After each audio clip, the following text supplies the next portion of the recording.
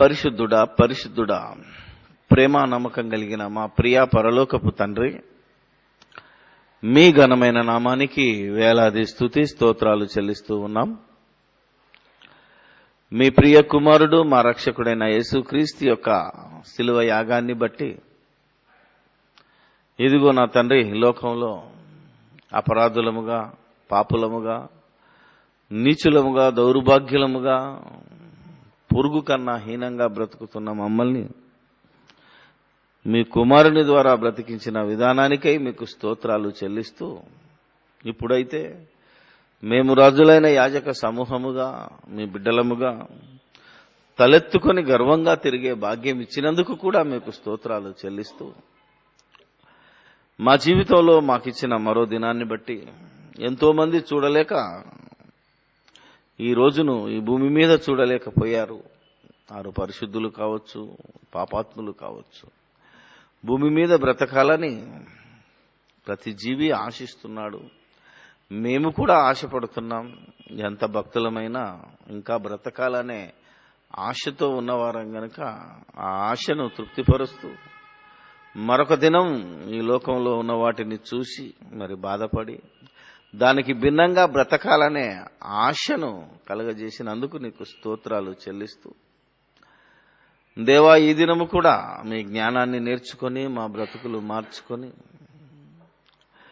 మీరు చెప్పిన బోధ ప్రకారంగా మా విశ్వాసాన్ని సరిచేసుకొని, దేవా, మేము దినదినము అభివృద్ధి చెందగలుగునట్లు మేమే కాదు, మాతో పాటు మా చుట్టూ ఉన్న ఈ సమాజాన్ని, క్రైస్తవ సమాజాన్ని, క్రైస్తవేతర సమాజాన్ని కూడా ఈ వాక్యమనే దీపంతో వెలిగించగలుగునట్లు, క్రీస్తు కోసం చెరపట్టగలుగునట్లు, నీ ఆత్మ చేత నడవగలుగునట్లు, సమస్తము మీ మహిమార్థమై జరిగించగలుగునట్లు, నీ వాక్యాన్ని విని ఆ మార్గంలో నడవగలుగునట్లు నీ ఉచితమైన కృప చూపుమని, దేవా, మేము పడినా తిరిగి లేచే అవకాశాలు మాకు ఇస్తున్నందుకు, పడుతూ లేస్తూ పరిగెత్తే ఈ భాగ్యము ఇస్తున్నందుకు మీకు స్తోత్రాలు చెల్లిస్తూ, మా ముందున్న పరుగు పందెంలో ఇంకా ముందుకే వెళ్ళగలుగునట్లు నాగటి మీద చెయ్యి వేసిన మేము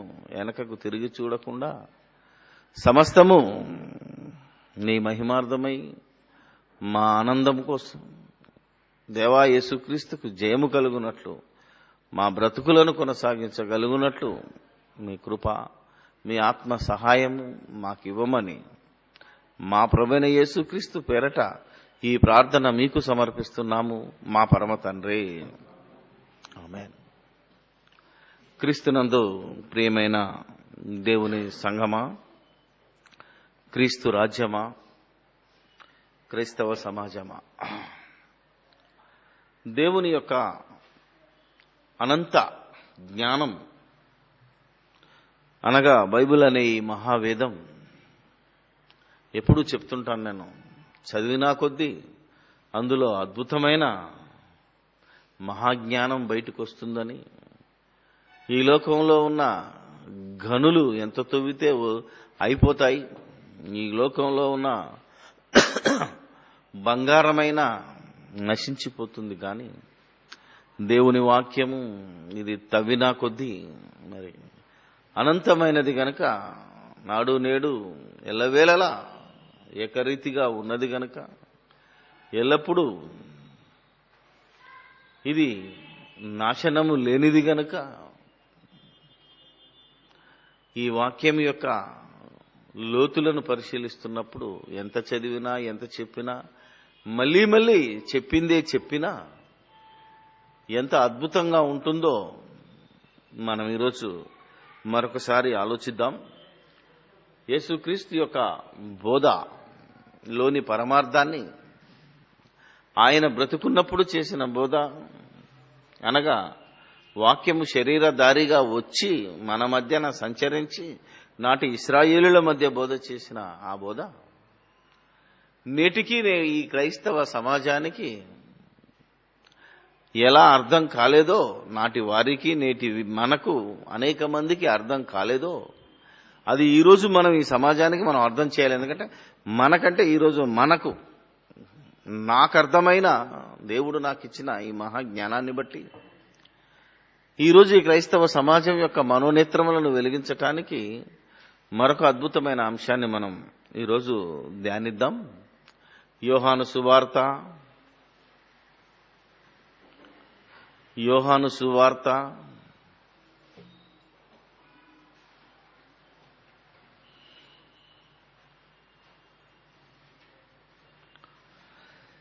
5వ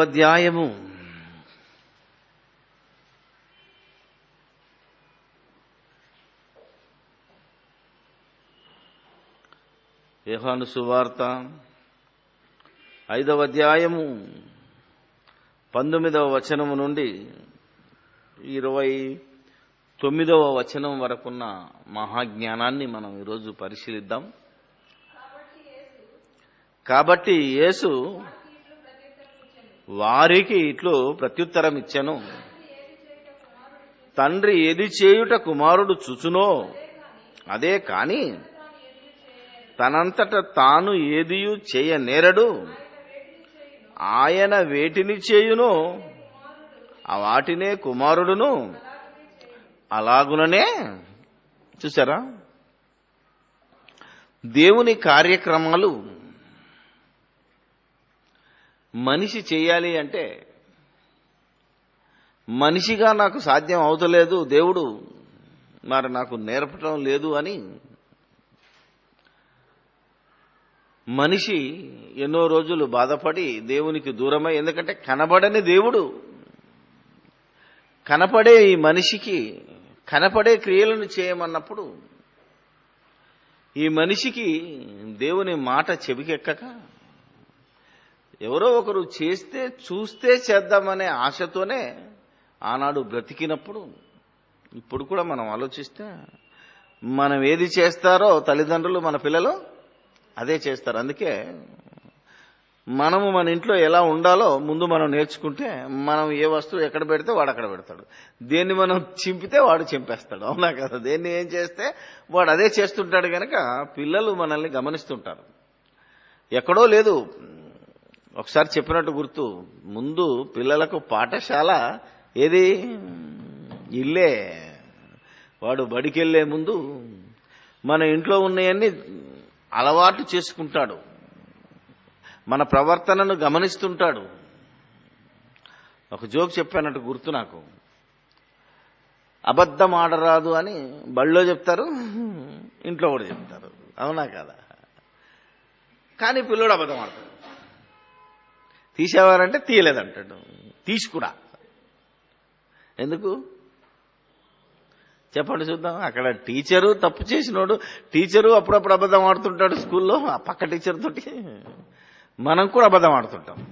అది వాడికి తెలియదు అనుకో దాని వెనకాల ఉన్న పరమార్థం, కానీ వాడు అబద్ధం ఆడతాడు. ఎందుకంటే ఇప్పుడు మీరే ఉన్నారు, పక్కింటా ఉంది, అక్క ఒక గ్లాస్ చక్కెర ఇవ్వమని అడుగుతాను అనుకో, ఏం చేస్తుంది? ఉన్నా ఇవ్వవు నువ్వు, ఎందుకంటే ప్రతిసారి అడుక్కుంటుంది, ఇయ్యది. మళ్ళీ ఇచ్చే రకం కాదు కనుక, ఇంకా మా ఆయన జీతమే తెలియదు, నేను చక్కెర కొనుక్కురాలేదు, నా దగ్గర లేదు వదినా అన్నావు అనుకో, అది న్యాచురల్. దీని వెనకాల హిస్టరీ అని తెలియదు, కానీ నువ్వు అబద్ధం ఆడుతున్నావు. ఎందుకు? నిన్ననే మీ ఆయన జీతం తెచ్చాడు, నీకు ఇచ్చాడు, నువ్వు వెళ్ళి సామాన్కి వెళ్ళి కొట్టుకెళ్ళి సామాను తెచ్చావు, ఇంట్లో పెట్టావు, నీకు డబ్బాలో షుగర్ ఉందని వాడికి తెలుసు. కానీ మమ్మీ ఎందుకు అబద్ధం ఆడింది? సో ఆమె ఆడితే లేని నేను ఆడుతుందా అనుకుంటాడు ఆడు. అర్థమైందా లేదా మీకు? అందుకే జరుగుతున్న వాస్తవాన్ని దేవుడు మనిషి ఎలా అలవాటు పడతాడో చెప్తున్నాడు. అలాగే నేను కూడా ఎందుకు చెప్తున్నాడు ఈయన? అంతకుముందు యేసుస్వామి వాడిని పరిపెత్తుకొని నడుమన్నాడు. ఒక మనుషుడు ఎవడాడు? 38 ఏళ్ల నుంచి వాడు అక్కడ పడి ఉంటే, ఆ రోజు విశ్రాంతి దినం గనక నీ పరిపెత్తుకొని నువ్వు నడువన్నందుకు వాళ్ళు ఆయనను బాధ పెట్టడానికి కూర్చున్నాడు. ఎందుకంటే యూదుడు గనక, ఇశ్రాయేలీయుడు గనక విశ్రాంతి దినం ఏ పని చేయకూడదు గనక వీనెందుకు స్వస్థపరిచాడు అని ప్రశ్నించినప్పుడు ఇతను అంటాడు, నా తండ్రి కార్యాలను నేను చేస్తున్నాను అనగానే, ఓహో దేవుడు నీకు తండ్రా? అయితే దేవుడికి తండ్రి అంటే దేవుని కుమారుడు దేవుడే గనక నువ్వు దేవుని వాడి చెప్పుకుంటున్నావు గనక నువ్వు దేవదూషణ చేస్తున్నావు అనే ఒక అపనింద ఆయన మీదకి వచ్చింది. అప్పుడు నేను తండ్రి యొద్ద చూసిన సంగతులు, తండ్రి ఏది చేస్తే నేను అది చేస్తున్నాను, కాబట్టి మా డాడీ ఏది చేస్తే నేను అది చేస్తున్నాను తప్ప నేనేం కొత్తది చేయట్లేదు. ఎందుకంటే మీరు ఇప్పటికీ కూడా మీరు గమనించండి, నిన్ను స్వస్థపరచు యెహోవాను నేనే అన్న దేవుడు అందరినీ అన్ని రోజుల్లో బాగు చేశాడా? లేకపోతే విశ్రాంతి దినం కాబట్టి నీకు రోగం వస్తే నువ్వు ఆడ వడుండ్రా, మళ్ళా అది తీరదాకా నేను అన్నే ఉంటాను అని ఎవరికైనా చెప్పినట్టుందా బైబిల్లో? తండ్రి చేసిందే కుమారుడు చేస్తాడు కనుక నేను చేస్తున్నాను అన్నాడు. ఆయన చేసింది ఈయన చేస్తున్నాడు కూడా, ఈయన చూసి ఆయన చేసిన పోలికలే ఉన్నాయి కనుక మనం ఈయన చేసినట్టు మనం చేస్తే మనం తండ్రి చేసినట్టు మనం చేసినట్టే. అందుకే తండ్రి కనపడడు గనక తండ్రి చేసింది యేసుక్రీస్తు చేసి చూపించాడు గనక మరలా మనకు ఒక మార్గదర్శి, మధ్యవర్తి, ఒక మోడల్, ఒక గుర్తు, ఒక ముందు ఒక ఆయన ఎగ్జాంపుల్ ఉండాలని మనం అడగడానికి వీల్లేదనే యేసుక్రీస్తు ద్వారా ఈ క్రియలన్నిటినీ దేవుడు చేసే పనులన్నిటినీ, దేవుడు చేయవలసిన పనులన్నిటినీ యేసుక్రీస్తు ద్వారా చేయించి చూపించాడు గనక ఇక నువ్వు అది చెయ్యాలి. ఇది చెబుతూ హ్యూమన్ సైకాలజీ చెప్పాడు. ఇక్కడ పిల్లలు ఎలా ఉంటారు, పిల్లలు ఎలా పెంచాలి. అందుకే ప్రభు యొక్క బోధలోనూ శిక్షలోనూ వారిని పెంచమని ఎఫెసీ పత్రికలో ఎందుకు చెప్పాడు అంటే, ప్రభువు తండ్రి చేసినట్టు చేశాడు గనక. ఒక్కొక్కప్పుడు మనం చేసినట్టు మనం మన కుమారుని చేయమని బలవంతం చేస్తాం, మనం చేసినట్టు కూడా మన పిల్లల్ని చేయాలి. ఎందుకంటే మనము దేవుని పని చేసినప్పుడే మన పిల్లల్ని ఇలా చేయరా అనాలి. కానీ అనేక మంది మన బుద్ధులు వాళ్ళకు రుద్దే ప్రమాదం కూడా ఉంది కనుక ముందు ప్రభువు శిక్షలో బోధించండి, అది తెలుసుకున్నవాడు ఏదైనా చేయగలడు. ఇలాంటి జ్ఞానాన్ని బోధిస్తూ వాటినే కుమారుడు చేయును, తండ్రి కుమారుణ్ణి ప్రేమించుచు తాను చేయు వాటి నెలను ఆయనకు అగుపరుచుచున్నాడని మీతో నిశ్చయముగా చెప్పుచున్నాను. ఇదొక గొప్ప మాట. దేవుడు ఏదైతే ఈ ప్రపంచ ప్రజలకు చూపించాలనుకున్నాడో అది యేసు ద్వారా చూపించాడు. అందుకే యేసు నేనే మార్గము, నేనే సత్యము, నేనే జీవమును అని, నా ద్వారా తప్ప ఎవడును తండ్రి యొద్దకు రాడని అంత ఖచ్చితంగా ఎందుకు చెప్పాడు అంటే, ఇదిగో ఇంత గొప్ప సాక్ష్యం ఆయన కలిగి ఉన్నాడు కనుక. ఆయన చెప్పిన పనులు, ఆయన చేసిన పనులే నేను చేస్తున్నాను, చెయ్యమన్న పని తప్ప మరొక పని నేను అస్సలు చేయట్లేదు అని ఘంటాపదంగా చెప్తున్నాడు. అంటే మీరు ఆలోచించాలి. ఇదంతా చెప్పుకుంటూ వచ్చి ఒక గొప్ప సంగతిని బోధిస్తున్నాడు. ఎందుకంటే ఇంతవరకు ఇచ్చిన ఇంట్రొడక్షన్ వేరు, ఇప్పుడు చెప్పబోయే మాటలు చాలా గొప్పవి కనుక హ్యూమన్ సైకాలజీని దేవుడు ఆ యొక్క సైకాలజీని వారికి నేర్పడానికి పై మాటలు చెప్పి ఇప్పుడు 21వ వచనాన్ని మనం జ్ఞాపకం చేసుకుంటే 21 చూడండి ఎలా ఉంది. 20 చూడండి ముందు. లేలే తండ్రి కుమారుని మరి అక్కడి నుంచి చదువు. అగుపరుచున్నాడని చెప్పాను. మరియు మీరు ఆశ్చర్యపడునట్లు వీటికంటే గొప్ప కార్యములను ఆయనకు అగపరచును. వీటికంటే గొప్ప కార్యములను ఆయనకు అగపరచును. ఏంటి ఆ గొప్ప కార్యములు? తండ్రి మృతులను ఎలాగూ లేపి బ్రతికించును, అలాగే కుమారుడును తనకిష్టము వచ్చిన వారిని బ్రతికించును. గొప్ప కార్యం ఏం చేశాడు అంటే, ఏం చూపించాడు అంటే, యేసుక్రీస్తు దేవునికి చూపించేది, దేవుడు యేసుక్రీస్తుకు చూపిస్తున్నది ఏంటంటే, కుమారుడు అంటే యేసుక్రీస్తు తనకిష్టం వచ్చిన వారిని బ్రతికిస్తాడు. ఎప్పుడు బ్రతికిస్తాడు, ఎలా బ్రతికిస్తాడు అనేది గనక అప్పటికీ ఇప్పటికీ అర్థం కాని ప్రశ్న. ఎందుకంటే యోహాను సువార్తలోని 24-25 వచనాలను ఇప్పటికీ 28 వచనాన్ని చూస్తే అనేక మంది పెద్ద పెద్ద పండితులు ఇది ఎప్పుడు నెరవేరుతుంది, ఇది ఎప్పుడు జరుగుతుంది అంటే యేసు చేసిన ఈ బోధ రెండవ రాకడలో జరుగుతుందనే నమ్మకంతో బోధతో ఉన్నారండి. ఈరోజు సెకండ్ కమింగ్ అంటే రెండవ రాకడను గురించి చెప్తానన్న ఎంతో మంది ఎక్స్పర్ట్స్, పెద్ద పెద్ద బోధకులమని చెప్పేవాళ్ళు ఇదిగో దీనిని ఆధారం చేసుకొని ఈ లేఖనం ఇంకా నెరవేరలేదనే ఆలోచనలో ఉన్నారు తప్ప ఇది ఎలా నెరవేరిందో మీకు ఇప్పుడు రుజువు చేసి యేసు బ్రతుకున్నప్పుడు చేసిన కార్యక్రమాలను యేసు రెండవ రాకడలో జరుగుతుందనే భయంకరమైన తప్పుడు బోధలోనికి సమాజాన్ని తీసుకెళ్లారో ఈరోజు మీకు చూపిస్తాను. ఎక్కడంటే ఒకసారి ఈ వాక్యం అంతా చదివిన తర్వాత మీ మైండ్లోకి వస్తుంది కనుక ముందు చివరి వరకు చదివి అప్పుడు మళ్ళీ ఒక్కొక్క వచనాన్ని మనం ధ్యానిద్దాం. 22 నుంచి చివరి దాకా చదువుదామమ్మా. తండ్రి ఎవనికిని తీర్పు తీర్చడు గాని తండ్రిని గణపరచునట్లుగా అందరూ కుమారుని గణపరచవలనని తీర్పు తీర్చుటకు సర్వాధికారము కుమారునికి అప్పగించి ఉన్నాడు. కుమారుణ్ణి గణపరచని వాడు ఆయనను పంపిన తండ్రిని గణపరచడు. నా మాట విని నన్ను పంపిన వాని యందు విశ్వాసముంచువాడు నిత్య జీవము గలవాడు. వాడు తీర్పులోనికి రాక మరణములో నుండి జీవములోనికి దాటి ఉన్నాడని మీతో నిశ్చయముగా చెప్పుచున్నాను. మృతులు దేవుని కుమారుని శబ్దము విను గడియ వచ్చుచున్నది, ఇప్పుడే వచ్చి ఉన్నది. దానిని వినువారు జీవింతురని మీతో నిశ్చయముగా చెప్పుచున్నాను. తండ్రి ఎలాగూ తనంతట తానే జీవము గలవాడై ఉన్నాడో అలాగుననే కుమారుడును తనంతట తానే జీవము గలవాడై ఉండుటకు కుమారునికి అధికారం అనుగ్రహించెను. మరియు ఆయన మనుష్య కుమారుడు గనుక తీర్పు తీర్చుటకు తండ్రి అధికారము అనుగ్రహించెను. దీనికి ఆశ్చర్యపడద్దు. ఒక కాలము వచ్చుచున్నది, ఆ కాలమున సమాధులలో ఉన్నవారందరూ ఆయన శబ్దము విని మేలు చేసిన వారు జీవ పునరుత్థానమునకును, కీడు చేసిన వారు తీర్పు పునరుత్థానమునకు బయటికి వచ్చెదరో.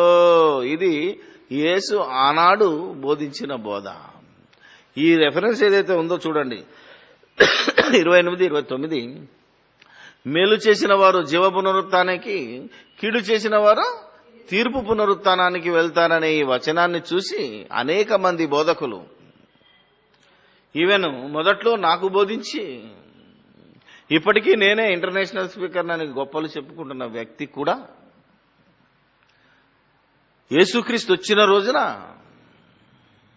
బతికున్న వారు లేస్తారు, అంటే క్రీస్తునందు నిద్రించిన వారు లేస్తారు, మనము లేస్తాము. చనిపోయిన వారు కూడా సమాధులలోంచి లేచి వారు ఏంటిది శరీరాలను ధరించుకొని కొందరేమో కట్టెతో కైలాసానికి వెళ్తారు. కట్టె అంటే శరీరం అండి. కొందరేమో ఈ కట్టెతోనే నరకానికి వెళ్తారు అని ఒక సరికొత్త సబ్జెక్ట్ అని తీశాడండి. అక్కడే నేను వివేదించాను. ఎంత మహాజ్ఞాని అనుకున్నా బైబిల్ గనక సరిగా చదవకపోతే అజ్ఞానంలో పడ్డామంటే ఆ మహాజ్ఞాని అనే అహంకారంతో అప్పుడప్పుడు నువ్వు అజ్ఞానంలో పడి దెబ్బతినే ప్రమాదం ఉన్నది కనుక జాగ్రత్తగా ఈ మహాజ్ఞానాన్ని మనం ధ్యానించాలి. సమాధులలో ఉన్నవారు జీవ పునరుత్థానానికి, కొందరు తీర్పు పునరుత్థానానికి లేస్తారు. మేలు చేసిన వారు ఇటుపోతారు, కీడు చేసిన వారు అటుపోతారు. కనుక ఫైనల్ తీర్పు రోజున ఇది జరుగుతుంది అనే ఒక భయంకరమైన బోధ ఈరోజు మన సమాజంలో 95% క్రిస్టియానిటీలో ఉంది. 95%. ఎందుకన్నాను అంటే యేసుక్రీస్తు ఎవరో తెలియని బోధ చేస్తున్నారో, యేసే యెహోవా, తండ్రే కుమారుడు, కుమారుడే తండ్రి, త్రిత్వము లో ఏకత్వము అనే ఏ బోధ అయితే చేస్తున్నారో, ఈ బోధ చేసే అనేకులు రాసిన పుస్తకాలలోనూ, అనేకులు మాట్లాడిన ప్రసంగాల క్యాసెట్లలోనూ, వారు రాసిన పాటలలోనూ ఈ అంశమే ఉన్నది. ఇంతకీ ఇది ఎంతవరకు వాస్తవము అని ఈరోజు మనం బైబిల్ నుంచి మనం ఆలోచిద్దాం. ఎందుకంటే చనిపోయిన వారు యేసుక్రీస్తు రెండవ రాకడలో లేచేదా, లేదా యేసుక్రీస్తు మొదటి రాకడలో జరిగినదా ఈ కార్యక్రమము అనే సంగతిని మనం ఆలోచిస్తే అప్పుడు మనకు అర్థం అవుతుందండి. ఎందుకంటే ఇక్కడ జీవ పునరుత్థానం అన్నది, తీర్పు పునరుత్థానం అన్నది, మేలు చేసిన వాళ్ళు ఉన్నది, కీడు చేసిన వాళ్ళు, ఇంతకు మేలేంటి కీడేంటి, వీటన్నిటిని మనం ఆలోచిస్తే యేసుక్రీస్తు యొక్క రెండవ రాకడలో జరుగుతుందా ఈ మృతులు లేసే పరిస్థితి? చనిపోయిన వాళ్ళు ఎప్పుడు లేస్తారు? చనిపోయిన వాళ్ళు ఎప్పుడు బ్రతుకుతారు అనే మాటను మనం జాగ్రత్తగా గమనిస్తే, మరలా ఒకసారి చదువుదాం. ఇక ఎక్కడి నుంచి? తండ్రి తన కుమారుడు కూడా తనకిష్టం వచ్చిన వారిని బ్రతికించును అనేది it is a miracle. Okay, గొప్ప కార్యము, ఆశ్చర్యపడినట్లు గొప్ప కార్యం. ఏంటిదది? తండ్రి ఎవనికి తీర్పు తీర్చడు గాని తండ్రిని గణపరచున్నట్లుగా అందరూ కుమారుని కూడా గణపరచవలనని తీర్పు తీర్చుటకు సర్వాధికారము కుమారునికి అప్పగించెను.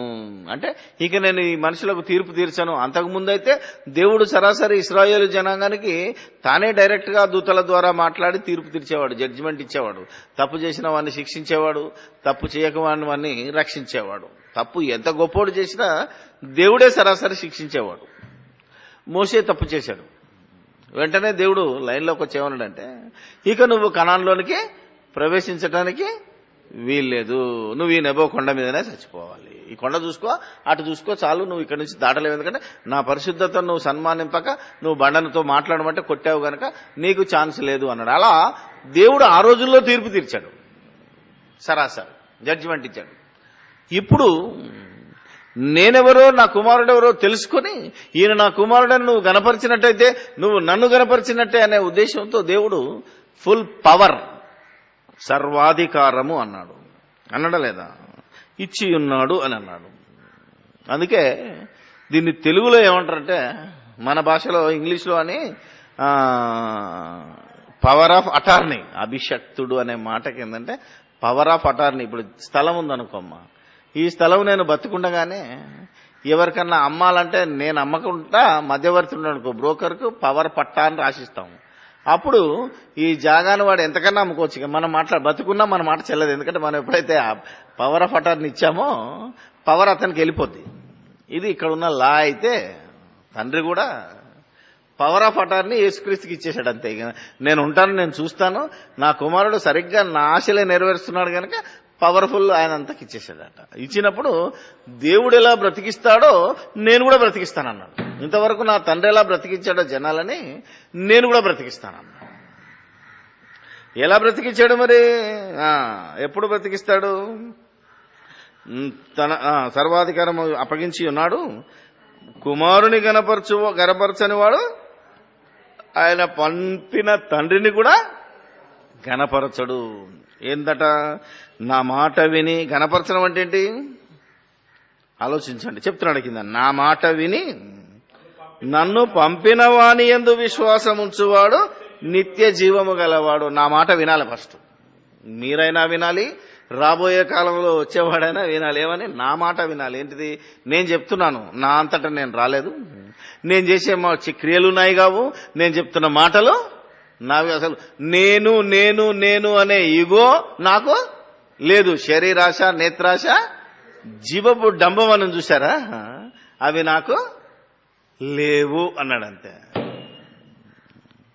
నిన్నేదో జోకేశారు మా పిల్లలు, పెన్నెవరిది డాడీ అని ఏదో అన్నారంటే నాది అన్నాను. ఏం డాడీ ఈ మధ్య నీకు చాలా ఇగో ఎక్కువైపోయింది. జోక్ అది, అవునా కదా? ఇప్పుడు ఇది ఎవరిదంటే ఏమంటావు? కళ్ళు చూడండి, నాది కదా మరి, కొనుక్కొని పెట్టుకున్నాను. నాదన్నావు అనుకో, ఎస్పెషల్లీ నాదన్నామంటే అయిపోయినట్టే కదా మరి. ఆ మధ్య జోక్ వచ్చింది లేండి, అందుకని చెప్తున్నాను. ఇంతటి మాట కూడా ఏసనలేదు అనర్థం నేను చెప్పేది. ఎందుకంటే జోకులో ఉన్న పరమార్థం ఏంటంటే, నేను చేసే ఏది నాది కాదు పోనాను అంతే. నా శరీరము నాది కాదు, నా మాట నాది కాదు, నా క్రియ. ఇప్పుడు మనిషి ఏమంటాడు? నేను చేస్తున్నాను అన్నాడు, అంతే కదా. నేను ఆయాం అంటాడు. ఇప్పుడు అసలు దేవుడు చెప్తే చేసి నేను చేశానంటాడు ఏంటాడు? అవునా కదా? ఏం పని చేశాను? నేను చేశాను, ఇది నేను చేశాను అన్నావు. నువ్వు దేవుని పని చేసి సువార్త చెప్పి, అవునా కదా? That is also egoistic. అంటే జీవపు డంబాన్ని నువ్వు ప్రత్యేకించి, అది కూడా యేసు ప్రభువులో లేదు. అందుకే నాలో పాపం ఉన్నదని మీలో ఎవడైనా రుజువు చేయగలడా అన్నాడు. అంతవరకు కూడా ఆయన తన్ను తాను తగ్గించుకున్నాడు. మనమైతే ఖచ్చితంగా నేను చెప్పాను కదా, నేను ఇచ్చాను కదా అన్నాం అనుకో, అయిపోయినట్టే మనం. సో నేను అనే పదం యేసు అంతటికి తగ్గించుకొని ఏమన్నాడంటే, నా మాట విని నన్ను పంపిన వాని యందు విశ్వాసం ఉంచువాడు నిత్య, నన్ను పంపినోడు తండ్రి, నేను కుమారుణ్ణి. ఇది నేను చెప్తున్న మాట. ఈ మాట కూడా నాది కాదు. మళ్ళీ పైన అంటాడు ఏంటంటే, నేను చెప్పే మాట కూడా నాది కాదు, కాబట్టి నేను చెప్పే మాట వినండి అంటున్నాడు అన్నమాట. దాని అర్థం అది. ఇని ఏమన్నాడు, వాడు తీర్పులోనికి రాక మరణములో నుండి జీవములోనికి దాటి ఉన్నాడని మీతో, అసలు నేను దేవుని కుమారుణ్ణి, తండ్రి పైన ఉన్నాడు, ఆయన పంపితే నేను వచ్చాను, ఆయన దగ్గరికి నేను మార్గము, నేనే సత్యము, నేనే జీవము అనే మాటలు ఎవడైతే వింటాడో అసలు వాడికి తీర్పే లేదు, అసలు వాడు జడ్జిమెంట్లోనికే రాడు. అంటే ఆడు చావనప్పుడు తీర్పు ఎక్కడిది నీకు? ఆలోచించాలి. చావే లేదు. ఏమంటున్నాడు, వాడు మరణములో నుండి జీవములోనికి దాటి ఉన్నాడు అన్నాడు. అంతే.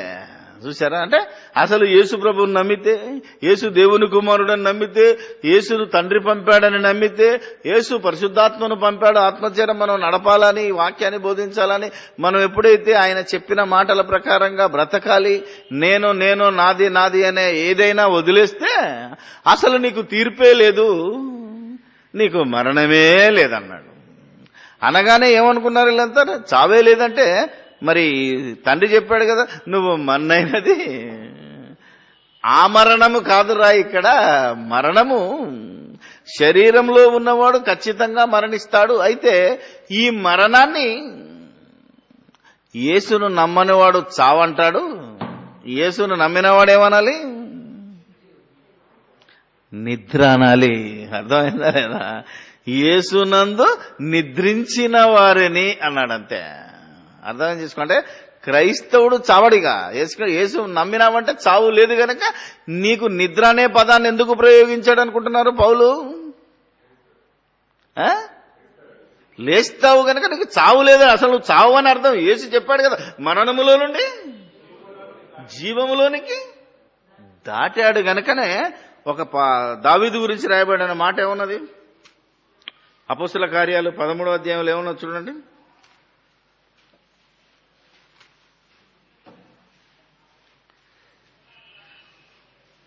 13:36 ఏమని రాసిండో చూద్దాం, ఎంత బాగుంటుందో.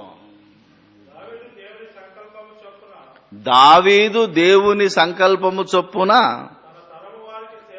తన తరము వారికి సేవ చేసి నిద్రించి చచ్చి అని ఉండాలి. మరి చనిపోయి అని ఉండాలి. అసలు మన భాషలో దావీదు చనిపోయాడు కదా, కానీ బైబిల్ భాషలో ఏమంటాము? నిద్రించి. ఎందుకంటే మరణములోనికి, చావులో నుంచి జీవములోనికి దాటిపోయాడు. మరి శారీరకంగా వదిలేస్తున్నాడు కనుక దాన్ని ఈరోజు క్రైస్తవుడు ఏమనాలి, బైబిల్ భాష ఏమనాలి అంటే నిద్ర అనాలి తప్ప చనిపోయాడు అనకూడదండి. అందుకే అనేక సార్లు ఏమంటారంటే ప్రభువునందు నిద్రించినాడు అని చెప్తుంటారు పెద్దలు. అంతే తప్ప మంచిగా మాట్లాడాలంటే మా ఆయన చనిపోయాడండి, మా నాన్న చనిపోయాడండి అని పలకూడదు. మనం ఏమనాలంటే మా ఆయన ప్రభువునందు నిద్రించినాడు అనాలి క్రైస్తవుడైతే. క్రైస్తవేతరుడైతే పలానా చచ్చాడండి అన్నా పర్వాలేదు, ఎందుకంటే మళ్ళీ లేవాడు కనుక. పొరపాటున నువ్వు ఆ భాష ప్రయోగించావు అంటే అది నిజమైతే నో ప్రాబ్లం. ఎందుకంటే మనోళ్ళు ఎవరైనా నిజంగానే చచ్చారనుకో ఏం చేస్తాం? నిద్రించినారని అబద్ధం ఆడకూడదుగా. వాక్యంలో అప్పుడప్పుడు నేను ఈ జ్ఞాపకార్థ కూటానికి వెళ్ళినా కానీ నేను చెప్పను ఈయన నిద్రపోయాడు ఒకవేళ, లేకపోతే ఈయన మరణ లేస్తాడు, నాకేం తెలుసు? అవునా కదా? ఒకవేళ ప్రభువుని నమ్మితే అబ్రహాము రొమ్మున ఆనుకోవడానికి పోతాడు, ప్రభువుని నమ్మకపోతే ధనవంతుడు ఉన్న చోటికి పోతాడు. నువ్వు బాధపడాల్సిన అవసరం లేదు, ఎక్కడికి పోయినా బాధపడాల్సిన అవసరం అంతకంటే లేదని ముగిస్తాను. మొన్న ఒకరోజు నా ఫ్రెండ్, వాళ్ళ క్లోజ్ ఫ్రెండ్ మిస్సెస్ చనిపోయినా ఇదే చెప్పాను. అసలు మీరు ఇక్కడ జ్ఞాపకార్థం పెడుతున్నారు తప్ప అక్కడ ఆమె నిన్ను జ్ఞాపకం చేసుకొని లేపేయమంటుంది. మా ఆయన దుర్మార్గుడు, మా అమ్మ దుర్మార్గురాలు, మా నాన్న దుర్మార్గులు, ఇలా లేపేయమని ప్రార్థన చేస్తున్నామే. మీరెందుకు ఈడ ఏడ్చుకుంటా ప్రార్థన పెట్టారు? వేస్ట్ ఇది. అలా మంచి మంచి, ఎందుకంటే మంచిగా చెప్తే వినరేళ్ళు, మర్యాద చెప్తే ఏ రకమైన మనం ఎప్పుడో దాటిపోయాం. ఎందుకంటే క్రైస్తవులకి ప్రేమపూర్వకమైనది అయిపోయింది, కొరడా పట్టుకునే అంతే, పట్టుకుంటే తప్ప ఇనే రకం కాదు మనోళ్ళు. అందుకనే నిద్ర నిద్ర అనే పదం ఇప్పుడు తెస్సలోనిక మొదటి తెస్సలోనిక 4:13 కూడా క్రీస్తునందు నిద్రించిన వారిని గురించి మీకు తెలియకుండా మాకిష్టం లేదు అనే రాశాడు. ఆలోచించాలి. అలాగా కొన్ని పదాలు ఎందుకు రాయబడ్డాయి అంటే యేసు చెప్పాడు, నువ్వు మరణంలో నుంచి జీవంలోనికి దాటిపోయావు. అయితే నేను మరణించాను అని ఎప్పుడు మరణించావు? మరి ఎప్పుడు లేచావు? చూసారా? అందుకే కిందికి వచ్చేసరికి ఏమంటారంటే, మృతులు దేవుని కుమారుని శబ్దము విను గడియ వచ్చుచున్నది, ఇప్పుడే వచ్చి ఉన్నది, దాని వినువారు జీవింతురని మీతో. అంటే యేసు వచ్చేటప్పటికే ఇశ్రాయేలు ఎలా ఉన్నారట?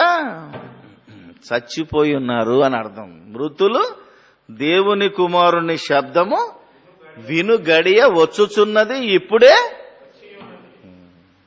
అంటే ఇప్పుడు మృతులు ఎవరో చెప్పండి?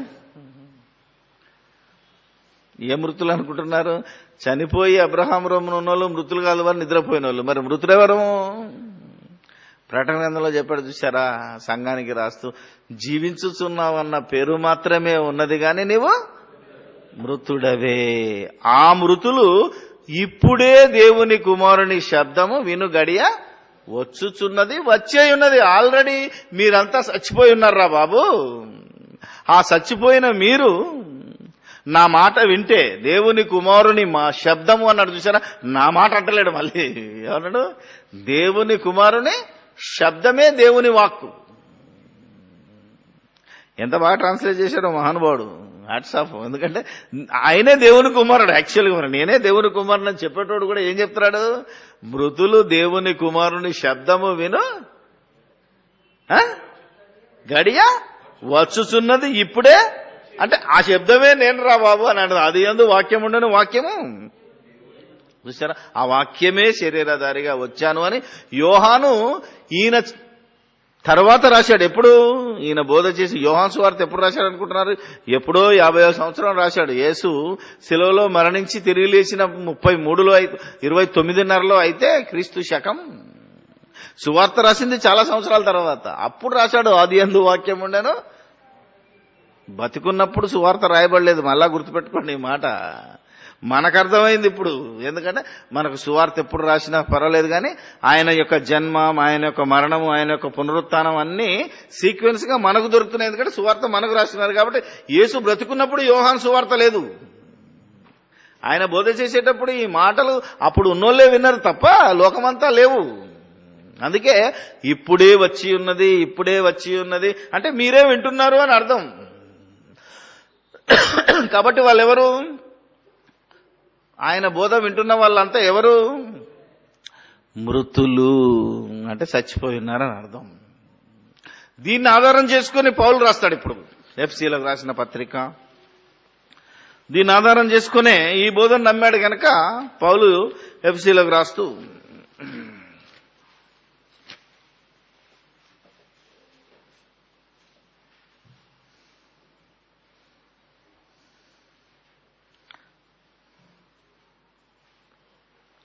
రెండవ అధ్యాయము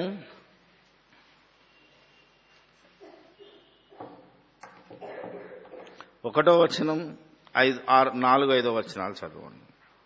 మీ అపరాధముల చేతను పాపముల చేతను. చూసారా, ఇప్పుడు ఖచ్చితంగా రాసేటంటే చచ్చినోళ్ళేరా మీరు అన్నారు. అంటే బ్రతికుండగా చచ్చాము. యేసు బ్రతికిస్తే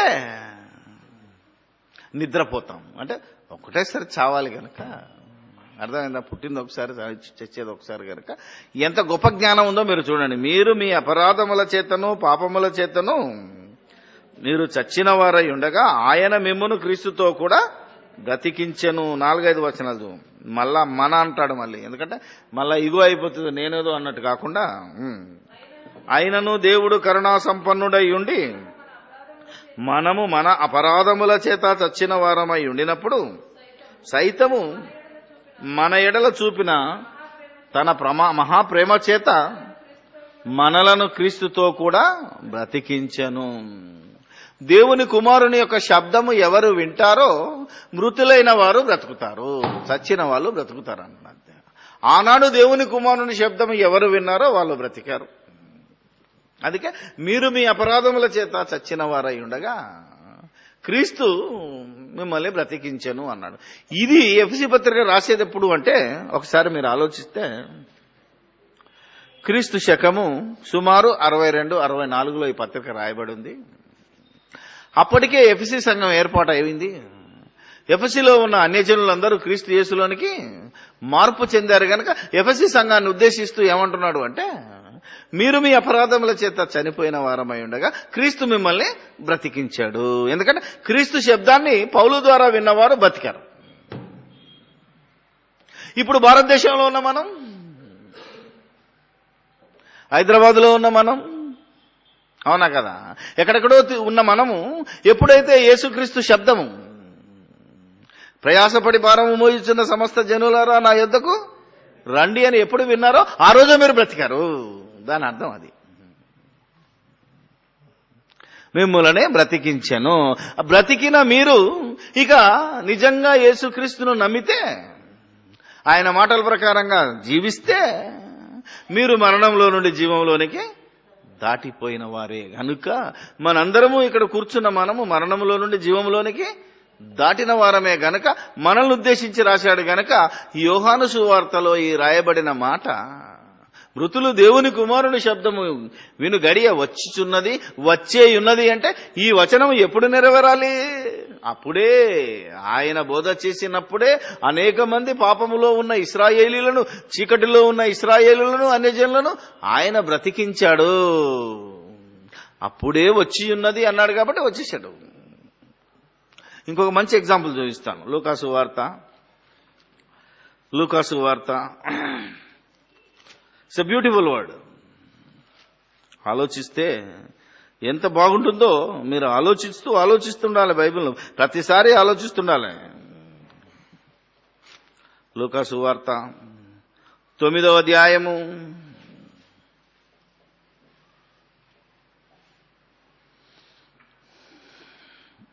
లూకాసు వార్త 9వ అధ్యాయం 59.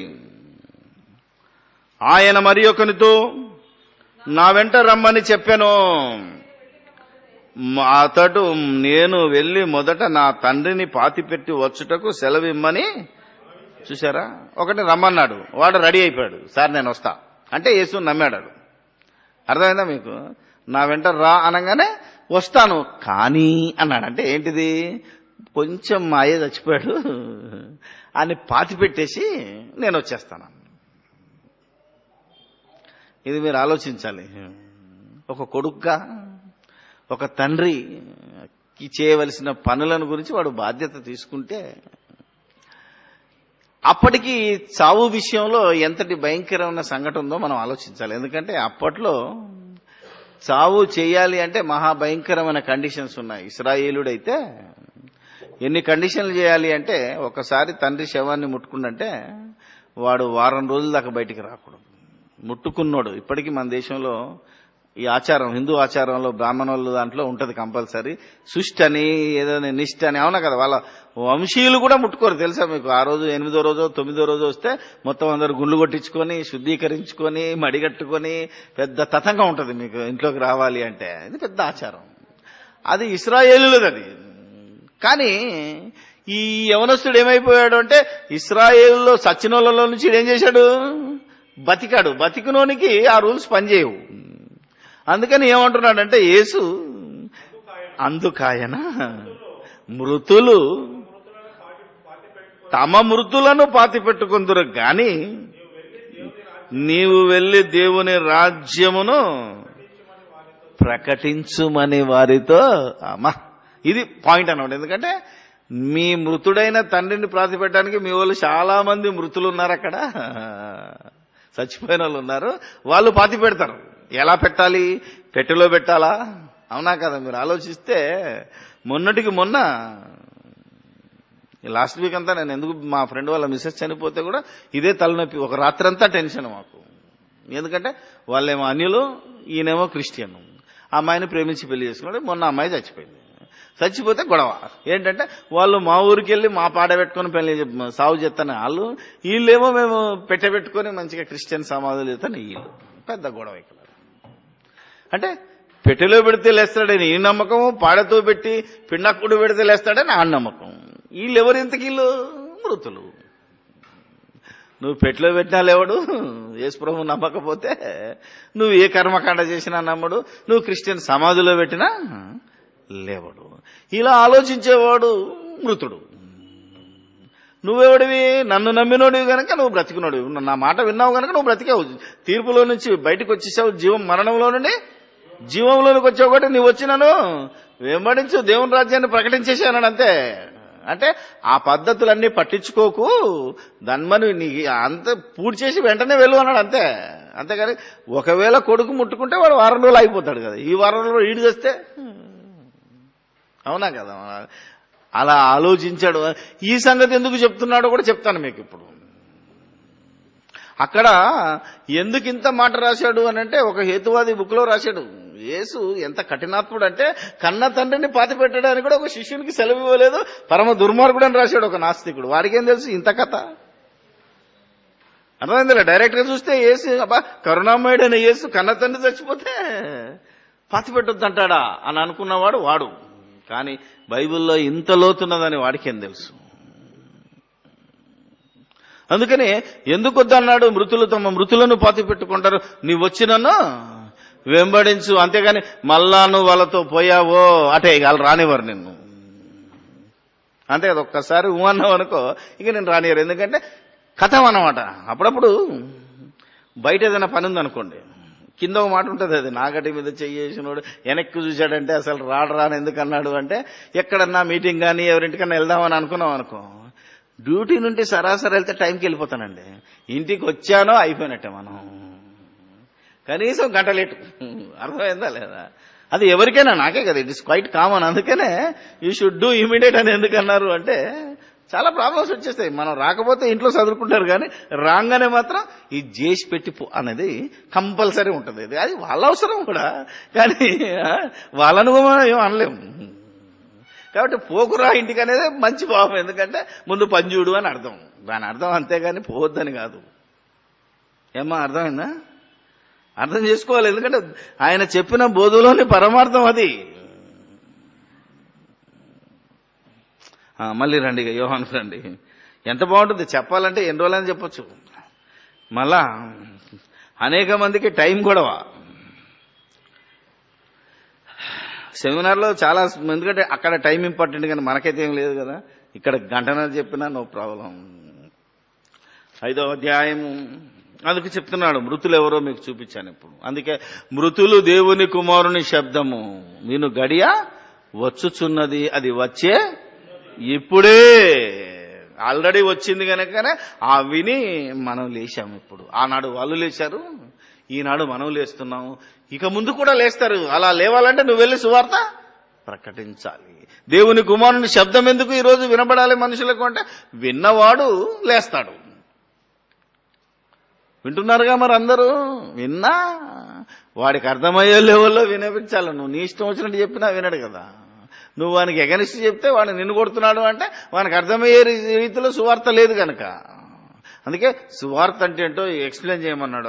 తర్వాత దానిని వినువారు జీవింతురని మీతో వినువారు అన్నాడు. అంటే వినేటట్టు బోధ చెయ్యాలి. నేను చెప్పినా వినట్లేదు అంటే దట్ ఈజ్ యువర్ ఫాల్ట్. అర్థమైందా లేదా? బాస్ ఉన్నాడు, ఆడి కింద అటెండర్ ఉన్నాడు, నేను చెప్పినా నా అటెండర్ వినలేదంటే ఎవడి ఫాల్ట్? నీదే ఫాల్ట్. ఎందుకంటే వాడు వినేటట్లు చెప్పాలి, వాటితో పని చేయించుకోవాలి, నీ డ్యూటీ. కాబట్టి వినువారు అన్నాడు గనక నువ్వెలా చెప్తున్నావు యేసు దేవుని కుమారుడని, మన అపరాధముల నిమిత్తము చనిపోయాడని, తిరిగి లేచాడని, మళ్ళా తిరిగి రానై ఉన్నాడని, దేవుడు పైన ఉన్నాడని, ఆ దేవుని దగ్గరికి వెళ్ళాలి. ఇది నువ్వు చేయవలసిన బోధ. నేను ఒకసారి ఒక బైబిల్ సొసైటీలో పనిచేసిన రెవరెండ్ ఆయన ఉన్నప్పుడు ఒక ప్రార్థన చేశానండి. చేశాను. ఏమని? పరిశుద్ధుడవైన మా తండ్రి, పరలోకమందున్న మా దేవుడా, సర్వశక్తిమంతుడా, సర్వేశ్వరుడా అన్నాను. అంతే. ప్రార్థన అయిపోయినాక పట్టుకున్నాడు. ఎందుకు మీరు సర్వేశ్వరుడు అంటారు అన్నాను. సర్వేశ్వరుడు అంటే ఏంటి అన్నాడు. ఈశ్వరు అంటే దేవుడు, సర్వానికి దేవుడు ఆయన. మనం అనకూడదండి అంటాడు. ఎవడు చెప్పాడు నీకు? భాష అది. చూసారా, ఇలా పట్టుకునేవాడు ఉంటాడు అనమాట. వీళ్ళతో మనం ఏమి ఇంకా ఏమంటారు, మన భాషలో నెగలేమన్నట్టు. ఎందుకంటే నీకు నమస్కారం బాబు వదిలేయాలి. ఎందుకంటే సర్వేశ్వరుడు. హిందీ బైబిల్ చూడ ఒకసారి అన్నాడు. ఏమన్నట్టు తెలుసా? పరమేశ్వరునే కహా అంటది. పరమేశ్వరుడు అంటే మరి హిందూ భాషలో చూస్తే ఆయన శంకరుడు అని ఉంటుంది. మరి మేమేం మెడలో పావున్న శంకరుడు అంటలేం మేము పరమేశ్వరుడు అని. పరమేశ్వరుడు అంటే సబ్కా మాలిక్, ఆ పైనున్నవాడు పరమ ఈశ్వరుడు. అంతే. ఈశ్వరుడు అంటే దేవుడు అంతే తప్ప మేమేదో వాళ్ళను పోడినట్టు కాదు. ఇలా అంటే ఏమవుతాడో తెలుసా? అక్కడున్న ఒక హిందూ సోదరుడు కూడా అమ్మా మా దేవుణ్ణి కూడా పొగుడుతున్నాడు, దేవుడు ఒక్కడే అనే భావం వాళ్ళు కలగాలనే నేను సర్వేశ్వరుడు అని అంటాను అప్పుడప్పుడు. అర్థమైందా లేదా? అనేతని లాక్కోలు మేము తప్పంటలేవు. సర్వేశ్వరుడన్నా, పరమేశ్వరుడన్నా, సర్వశక్తిమంతుడన్నా ఆ దేవుడే దేవుడన్నా. మీరు చూశారు, యెహోవాను స్తుతించుడు అంటాడు, దేవుని నామాన్ని స్తుతించుడు అంటాడు. ఒకటే దగ్గర ఉంటుంది. మీరు ఇప్పుడు చదివిన సామెతలో చూసినా, మీరు కీర్తనలో చూసినా యెహోవా నామము గొప్పది, దేవుని నామము పరిశుద్ధమైనది అంటాడు. యెహోవా అన్నాడు, మళ్ళీ దేవుడు అని ఎందుకు అన్నాడు? యెహోవాయే దేవుడు గనక. ఒకప్పుడు యెహోవా పేరు అంతే. ఇప్పుడు యెహోవా అనవలసిన పని లేదు. ఇశ్రాయేలులకే యెహోవా, ఇప్పుడు దేవుడు అను అంతే. తండ్రి అను, పరమేశ్వరుడు, సర్వేశ్వరుడు, ఏ పేరుతో విలువ ఆయన పైన ఉన్నవాడు. అలా వినిపించాలి ఈరోజు శబ్దం, యేసు క్రీస్తు యొక్క శబ్దం. అందుకే ఆయన కూడా ఎప్పుడు యెహోవా అన్నట్టు లేదు. ఏమన్నది? తండ్రి అని ఉన్నది అంతే. నీ దేవుడు నా దేవుడు అంటాడు, దేవా అన్నాడే తప్ప యెహోవా అని పలికినట్టు లేదు మనకు.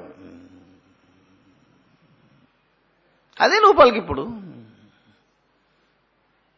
ఒకసారి ఒక దగ్గర ఒక పాట పాడుతుంటే, పాట కూడా పాడతారు. నేను అప్పుడప్పుడు నీ పాటలు ఎప్పుడు నవ్వుకుంటాను. ఒకడు అబ్రహాము దేవా, ఇస్సాకు దేవా, యాకోబు దేవా అని ఒకటి పాట పాడాడండి. దీని మీద స్పీకర్ ప్రసంగం చేశాడు.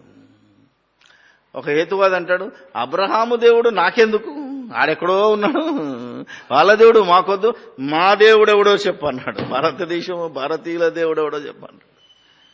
నువ్వు ఆ మాట పలకకురా. ఇశ్రాయేలు అనాలి, అబ్రహాము దేవా, ఇస్సాకు దేవా, యాకోబు దేవా అని ఇశ్రాయేలుడు అనాలే తప్ప క్రైస్తవుడు అనకూడదు. ఇక క్రైస్తవుల్లో లేదు. క్రైస్తవుడు దేవుడు అంటే చాలు. అందరికీ తండ్రి అయిన దేవా అంటే చాలు. అప్పుడు అతన్ని మనం కలుపుకొని పోయినట్టు కనుక ఈ రకమైన చెయ్యకనే ఇదిగో ఈ ప్రపంచం ఇంకా క్రీస్తును వ్యతిరేకిస్తున్నది. క్రీస్తును గణపరచడం అంటే ఏంటిది, దేవుణ్ణి గణపరచడం అంటే ఏంటిది, ఈ తేడా ప్రతి దినము ప్రతి క్షణము మనం ఆలోచించి నేర్చుకోవాలి. తానే జీవము గలవాడై ఉన్నాడో గలవాడై ఉండుటకు కుమారునికి అధికారము అనుగ్రహించెను. మరియు ఆయన మనుష్య కుమారుడు గనుక తీర్పు తీర్చుటకు తండ్రి అధికారము అనుగ్రహించెను. ఇంతకీ ఏంటి తీర్పు? తీర్పు ఎప్పుడు జరుగుతుంది? మనిషికి తీర్పు ఎప్పుడు జరుగుతుంది? ఈ సృష్టికి తీర్పు ఎప్పుడు జరుగుతుంది? సృష్టి తీర్పులో జరగబోయేది ఏమున్నది? అంత్యదినము, మహాదినము, ఈ లోకానికి తీర్పు తీర్చే దినము ఏం జరుగుతుంది? ఈ రోజు ఈ మనుషులకి తీర్పు ఎప్పుడు జరుగుతుంది అనే విషయం కూడా అర్థం కాని ప్రజలు ఉన్నారు. యోహాను సువార్త 3వ అధ్యాయంలో ఉన్నది.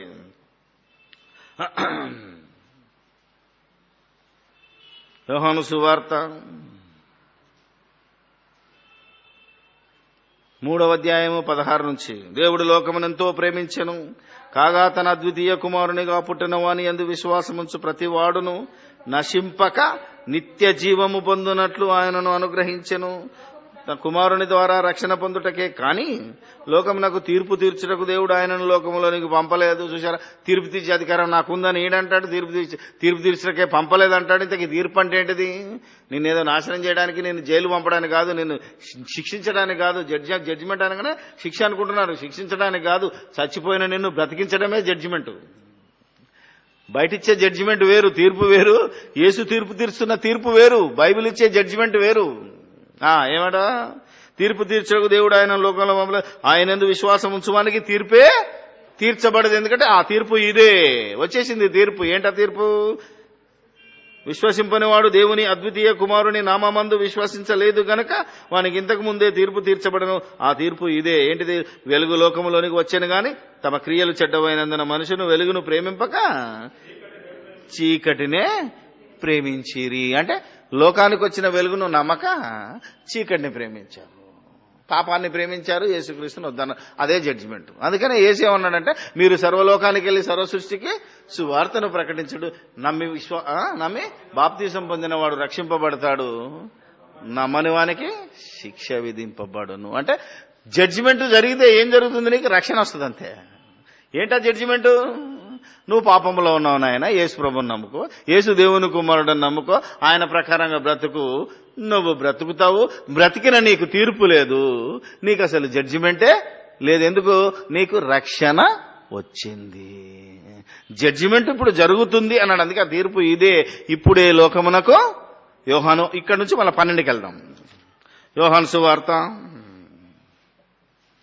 ఇంతకు తీర్పు ఎవరు తీరుస్తున్నారు అంటే యోహాను సువార్తలు చెప్తాడు. 12వ అధ్యాయము 31 నుంచి. ఇప్పుడు ఈ లోకమునకు తీర్పు ఎప్పటి నుంచి? ఆయన వచ్చినప్పటి నుంచే జడ్జిమెంట్ స్టార్ట్ అయింది. జడ్జిమెంట్ అవుతుంది అని వాడు అనుకుంటున్నాడు. జడ్జిమెంట్, రాబోయే జడ్జిమెంట్ నీకు కాదురా బాబు, ఈ సృష్టికి జడ్జిమెంట్. రెండవ రాకడలో జరిగేది సృష్టికి జడ్జిమెంట్, కానీ నీ జడ్జిమెంట్ ఆల్రెడీ అయిపోతుంది. ఈ విషయం కూడా అనేక మంది క్రైస్తవులకు తెలియదు. ఆ తర్వాత చూసుకుందాంలే అనే మాటలో ఉన్నారు తప్ప ఎక్కడుందో చూడు. అదే 48. నన్ను నిరాకరించి నా మాటను అంగీకరింపని వానికి తీర్పు తీర్చుకలవాడు ఒకడు గలడు.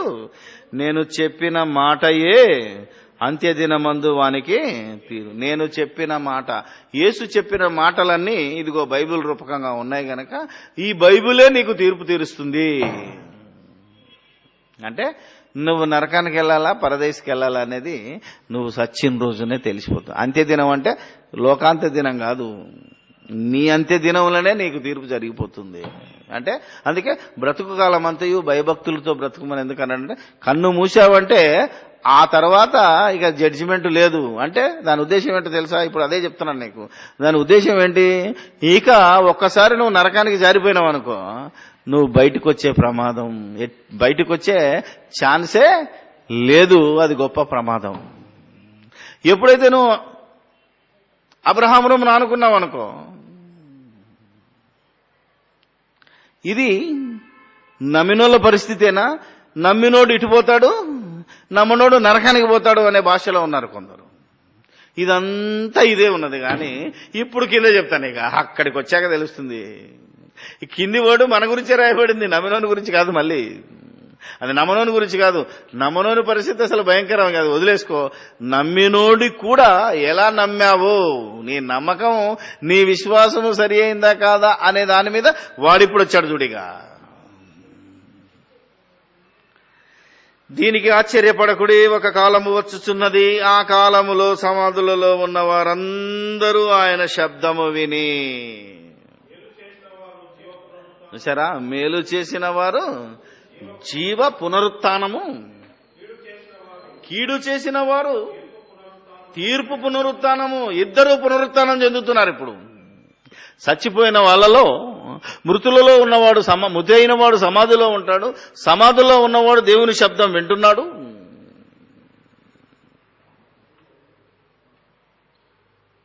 ఆలోచించాలి. ఇప్పుడు ఆలోచిస్తే అర్థమవుతుంది. ఎందుకంటే సచ్చినోడు ఎప్పుడు సమాధుల్లో ఉంటాడు.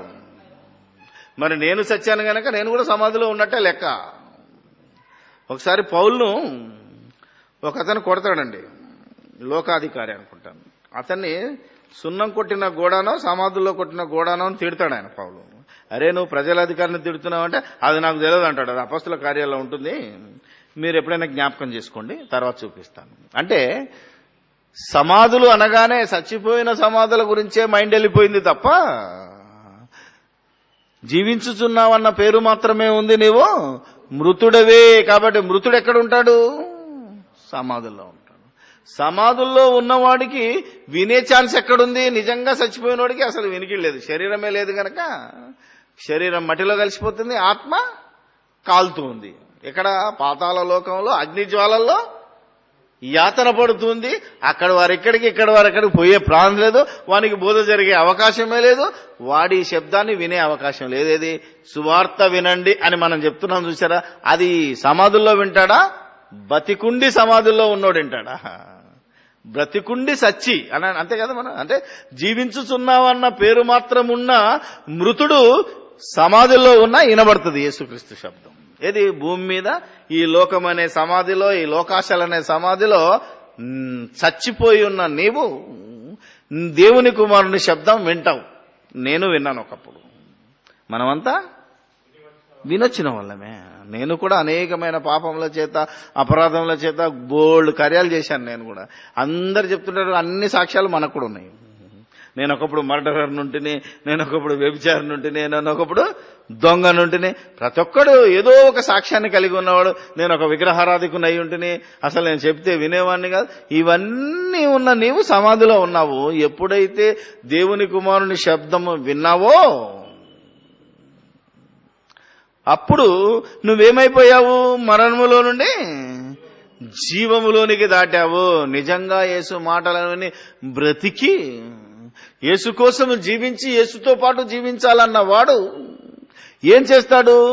మేలు చేస్తాడు. అంటే తను పొందిన ఈ మేలు ప్రజలకు చేస్తాడు గనక వీడు జీవ పునరుత్థానానికి లేచాడు.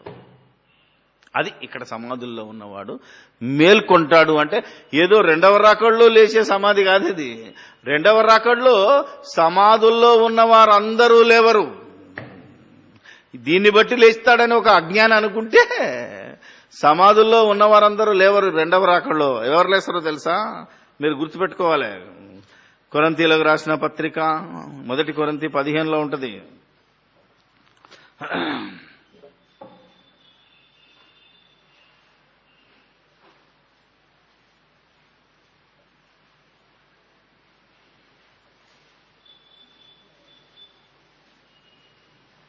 ఇరవై 22, 23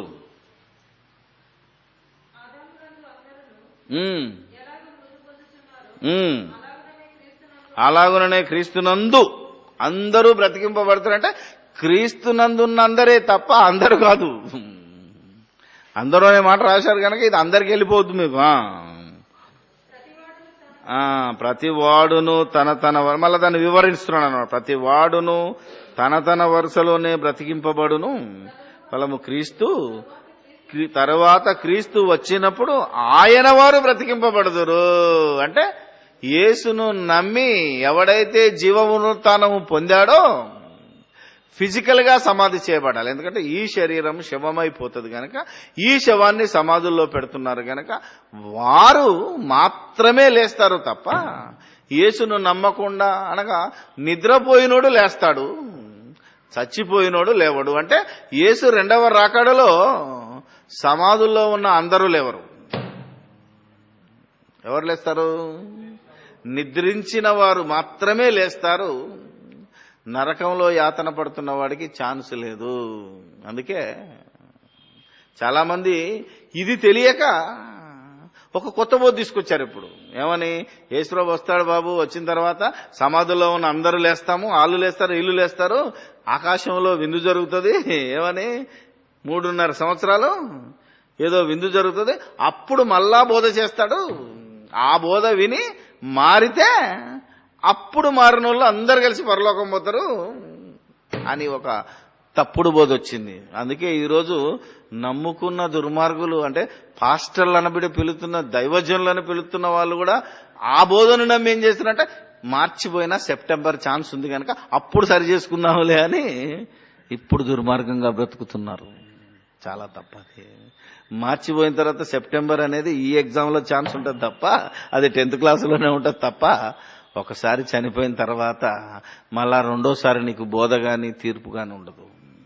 ఆల్రెడీ చనిపోయిన వెంటనే నువ్వెక్కడికి వెళ్ళాలో, అంటే మన భాష అలవాటైంది, మృతి పొందిన నిద్రించిన వెంటనే నువ్వు అబ్రహాం రొమ్మున ఆనుకుంటావు, ఆ తర్వాత వాళ్ళే లేస్తారు. పాతాళంలో కాలుతున్నవాడు లేవడు. మీరు ప్రకటన గ్రంథంలో చూస్తే ఆ అగ్నిగుండంలో మరలా పెద్దగా అవుతుంది, అది 2వ మరణానికి వెళ్ళిపోతుంది తప్ప అగ్నిగుండంలో ఉన్న ఆత్మ ఒక్కటి కూడా బయటికి రాదు. బయటికి వచ్చి శరీరాన్ని ధరించుకునే ఛాన్స్ లేదు గనక మరి వీళ్ళెవరు అని అడిగితే కిందికి రాయిగా మళ్ళా 5వ అధ్యాయము. మరి జీవ పునరుత్థానానికి లేచిరు కొందరు, కీడు చేసిన వారు తీర్పు పునరుత్థానకు బయటకు వచ్చేదరు అని అన్నారు. చూసారా? 28, 29. దీనికి ఆశ్చర్యపడకుడే, ఒక కాలము వచ్చుచున్నది, ఆ కాలముల సమాధిలో ఉన్న వారందరూ అనేక మంది ఆయన శబ్దాన్ని విని మేలు చేసిన వారు జీవ పునరుత్థానమునకును, కీడు చేసిన వారు తీర్పు పునరుత్థానమునకు బయటికి వచ్చేదరు. యేసు మాట విన్నారు. విన్న తర్వాత ఏమైపోయింది?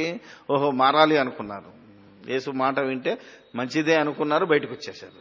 కానీ వాళ్ళు ఏం చేస్తున్నారు అంటే యేసు మార్గానికి కీడే చేస్తున్నారు. ఆలోచించాలి. ఎప్పుడు తీర్పు పునరుత్థానం అంటే వీడు జడ్జిమెంట్కి వెళ్తాడు. మళ్ళీ ఎక్కడికి వెళ్తాడు? జడ్జిమెంట్ అంటే నరకానికి వెళ్ళిపోతాడు. ఇంకంతే. ఆ రోజు జడ్జిమెంట్లో కూడా వాడు లేవడు అని అర్థం. ఏం చేస్తున్నాడు మరి? లేచిన తర్వాత కూడా ఈ రోజు నేను అనే, అయ్యా ప్రభువా రక్షణ పొందువారు కొద్దిమంది అని అంటే యేసు ప్రభు నవ్వాడు. ఎందుకంటే లేచాడు పాపం వీడు. కానీ లేచినా వీళ్ళకి ఎన్ని గొడవలు ఉంటాయి? ఒకడు స్వస్థతలు ఉంటాయంటాడు, ఒకడు ఈ బోధు ఉండదంటాడు, ఒకడు ఆ బోధు ఉంటాడు, ఒకడు యేసే యెహోవా అంటాడు, ఒకడు పరిశుద్ధాత్మనే స్తోత్రం అంటాడు, ఒకడు యేసుక్రీస్తు ప్రభువా స్తోత్రం అంటాడు, ఒకడు తండ్రే స్తోత్రం అంటాడు, ఒకడు కలగూర గంపజెత్తాడు, ఒకడు యాషువా అంటాడు, ఒకడు మెస్సయ్య అంటాడు, ఒకడు పేరు కావాలంటాడు, ఒకడు సాటర్డే అంటాడు. వీళ్ళంతా ఎవరు అనుకుంటున్నారు? కీడు చేసిన వారు. వాళ్ళు బతికిన వాళ్ళే, యేసుకు నమ్మి బాప్తిసం తీసుకున్నా వీడు యేసు బోధకు కీడే చేస్తున్నాడు. తప్పుడు బోధ చేసి అనేకులను తప్పుడు మార్గంలో నడిపిస్తున్నాడు కనుక వీడు కూడా లేచాడు. కానీ వీడు తీర్పు పునరుత్థానానికి లేచాడు. బతికినా అందుకే అనేక మంది నరకానికి ఎందుకు వెళ్తున్నారు అనుకున్నాడు? యేసు మాటలు వినరు. నీవు నీ పని చేయరా అంటే నా పని చేస్తాను, ముందు నీ పని చేయనట్టు అన్నమాట. అంటే మాటలు వినకుండా ఎవరి డ్యూటీ అది చేయడం చూసావో వాడు కూడా తీర్పు పునరుత్థానానికి లేచినవాడు. తప్పకుండా కఠినమైన తీర్పు ఉంది అన్నాడు. చూసారా? బోధకులమైన మనము మరి కఠినమైన తీర్పు పొందుదుమని జ్ఞాపకం ఉంచుకో అని అన్నాడు పేతురు. అంటే వీళ్ళు తీర్పు పునరుత్థానానికి లేచిన వాళ్ళు, వీళ్ళు దొంగ బోధకులంతా. ఎవరాళ్ళు చూసారా? వీళ్ళు ఉంటారు. చూద్దాం. కొరింథీయులకు రాసిన 2వ పత్రిక. ఈ కార్యక్రమం కూడా అయిపోయింది, వీళ్ళు కూడా లేచారు. అందుకే మృతులు దేవుని కుమారుని శబ్దం విన్నారు. విని కూడా ఎలా లేచారంటే 2 కొరింథీ 10వ అధ్యాయము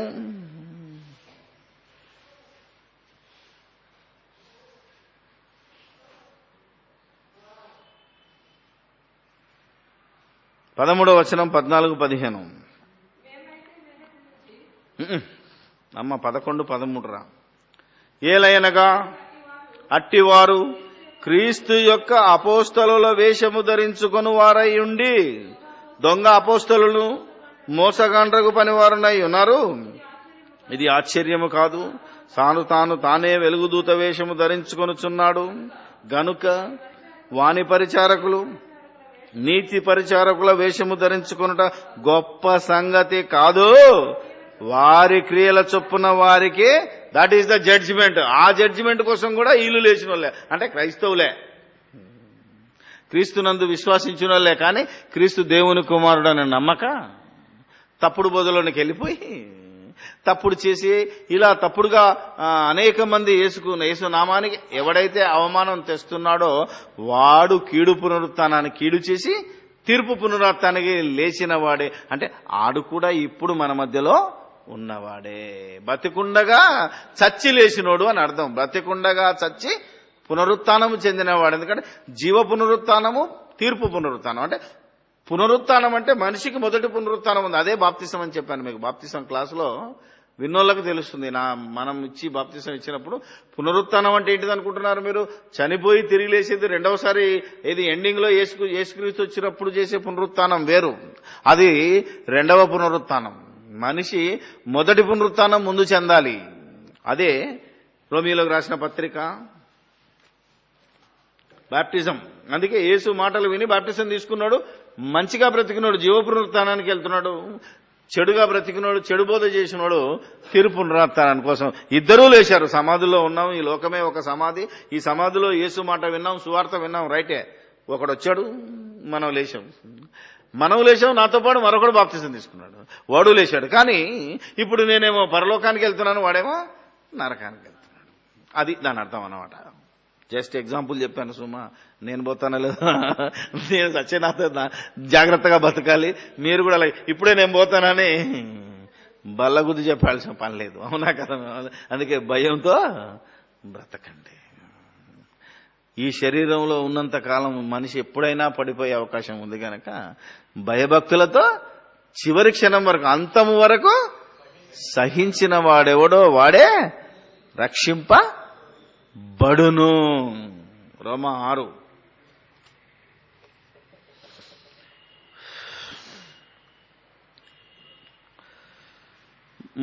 క్రీస్తు యేసులోనికి బాప్తిసం పొందిన మనందరము ఆయన మరణములోనికి బాప్తిసం పొందితమని మీరెరగరా? కాబట్టి తండ్రి మహిమ వలన క్రీస్తు మృతుల్లో నుండి ఎలాగూ లేపబడెనో అలాగునే మనమును నూతన జీవము పొందిన వారమే నడుచుకున్నట్లు మనము బాప్తిస్మము వలన మరణములో పాలు పొందుటకై ఆయనతో కూడా పాతి పెట్టబడితిమి. మరియు ఆయన మరణం యొక్క సాదృశ్యమందు ఆయనతో ఐక్యము గలవారమయ్యే ఎడల ఆయన పునరుత్థానము యొక్క సాదృశ్యమందును ఆయనతో ఐక్యము గలవారమయ్యుందుము. ఈ రెండు మాటలను బట్టి బాప్తిస్మమే మనము బ్రతకడము, బాప్తిస్మమే మనము పొందుతున్న మొదటి పునరుత్థానము, అదే జీవ పునరుత్థానము.